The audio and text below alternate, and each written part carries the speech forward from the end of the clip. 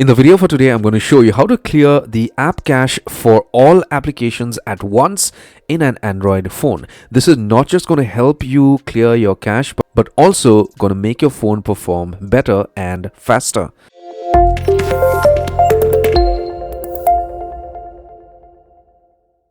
So in order for you to do this, all you have to do is get hold of your phone and get to settings directly.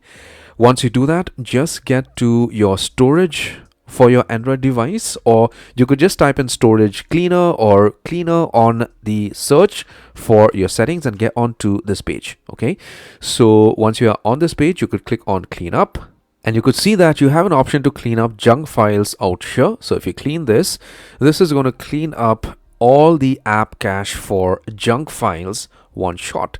Now you also have other options out here. If you want, you could clean up app data.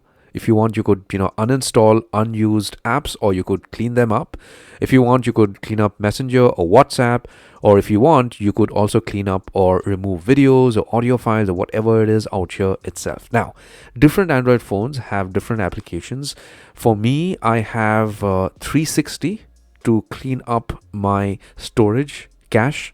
So if you do not have a storage cleaner to clean your phone cache or all the application cache at once, you could get onto Google Play and just type in cache cleaner. And once you do that, you are going to find a lot of applications that can help you clean your cache at once for all the apps on your Android device. So I hope this helps your phone to perform better and you got some value out of my video for today. If you did, give my video a thumbs up, subscribe, and hit the bell notification icon.